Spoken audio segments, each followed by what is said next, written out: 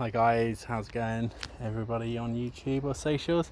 Here on another sunny day, getting obliterated with heat. Basically just to talk about what the reality of Wickey is. A lot of people are buying these frames thinking that they're significantly larger than they actually are. Each square tower is normally in and around 800 wide. So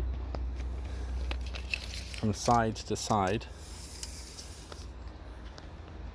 800 is your 80 centimeters squared. So a kitchen cupboard, where you've got your normal drawers, or a cooker, fridge, your normal utensil cupboard, is around 60 by 60, to put it into perspective.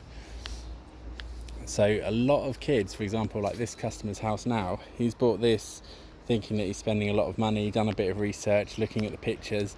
He even looked at some of our custom builds, and was questioning why he's spending a couple of £1,000s on a custom place frame compared to £700-900 on this is a Wickey ghost flyer. He wanted a clatter bridge, he wanted 2 towers. However, his kids are 6, I believe, and a little bit bigger. So the only issue is, once this turns to a rock wall, is the entrance is less than 50 centimeters.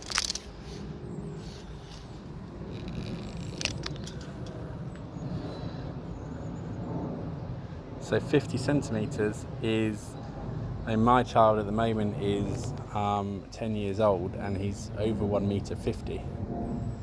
So these saying that they go to 12 years old, 13, 14 years old, my child's going to be struggling to climb in and out of that hole, especially climbing out, and he's got the same size to get down onto the slide as well. So I don't really understand how old these kids are meant to be able to use these swings. The swing beam itself is actually under around the 2 meter mark, actually just under 2 meters. Yet again, we would always try and do a swing over the 2 meter mark to allow a decent swing and allow for the kids to get bigger and not have to dangle their legs properly. The truth about these frames and these bits coming off the website is a bit scary, because what you look at is that picture, for example, and you look at the thickness of the wood, which is great. However, nobody looks at this side of the wood. Nobody looks at the thickness of the floors, the thicknesses of the rock walls. If I put that on there, it's 1.5 centimeters, not even that. Exactly the same for the thickness of the floor. So you've got a play frame that's too small for the kids to climb into, quite thin to the point it's going to start rocking, moving and cracking. A picnic bench that is on there, but the usability of that, just to put it into perspective, is 27 centimeters off the floor is the seat. That's not the way that I'm building it, that's the way that I've got the wood and it has to go. So it comes down to what you want to spend. If you've only got small kids and a smallish garden, then there's not going to be a problem. If you've got bigger kids that really want to see how far they can play, and see what they can do and test themselves and just be kids and swing and jump and do different bits and pieces, this frame is not going to survive. So you've got an A frame, which isn't finished, on this side. That joins a vertical pole. Quite often, if you don't have 2 towers, it just joins a single leg that's hanging on the front, and there's no other support leaning up to it, which is going to ask questions as to how quickly is the frame going to start bending and twisting in the middle. And the biggest concern that I've got, that the customers just come over to me about as well, which is why I thought I'd make a little video, is one, this vinyl. How long does it actually last, is this question. Will it survive the kids kicking it, climbing on it and doing other bits and pieces? Quite frankly, I said probably not, which he's a little bit upset about because he really liked the idea of different colours and different bits, but with the sun getting to it, it's there. However, here we are on the clatter bridge instructions. So you've got your bits of wood, put your little plastic knobs on each end,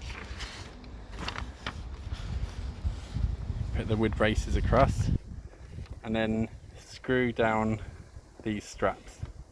So you've got 2 screws along the strap going into it per bit of wood. Now remember, in England we get quite a lot of rain. What does rain do to wood? Softens it up and makes it a little bit loose. So we come down to the instruction manuals, or we come away from the instruction manual, and then pick up the screws that are meant to go in there. Can't even pick it up. That little tiny screw is going through that fabric to hold the clatter bridge.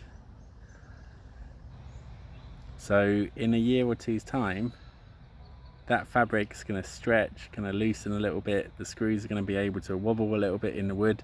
You can't go any longer with screws. You can't get anything thicker because of the thickness of the wood. And you can't have it poking through because that would be dangerous. What we do at Climbing Frame Installer, and one of the other manufacturers, playcrazy.co.uk, who we build for, when they make clatter bridges, they do it out of galvanized chain.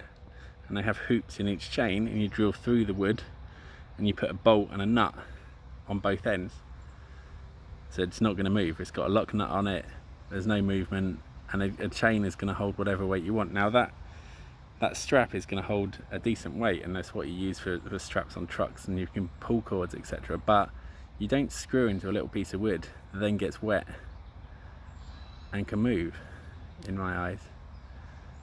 But if you're buying Wickeys and you really want that, or I don't know why people do specifically, it's either a price point or not, but just bear in mind how big these little units are and what you actually get for your money. So this is just under £1,000. We do need to level that swing off, but this is just underneath £1,000. But why not spend £1,000 on one decent sized tower that the kids can walk around in circles and they can get past each other, or they can stand next to each other, rather than one tower they can't even get past each other or cross each other as they're like going over the clatter bridge.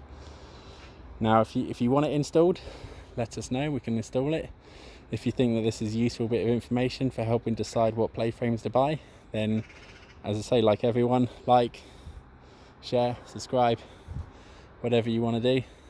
Like, it really does help us if you can. But yeah, welcome to Wickey. I hope that this is a bit of useful information for you. Same on the swing leg here, look. Looks like a 4x4 post that's been planed down to 3.5 inches, but it's not.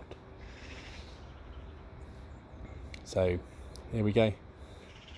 This guy is thinking he's getting a really big play set that's going to last his kids for many years. It's basically going to last his kid maybe the end of this summer, which is, now we're in September. So next summer he might get some play out of it, and then it's going to probably start rocking and breaking.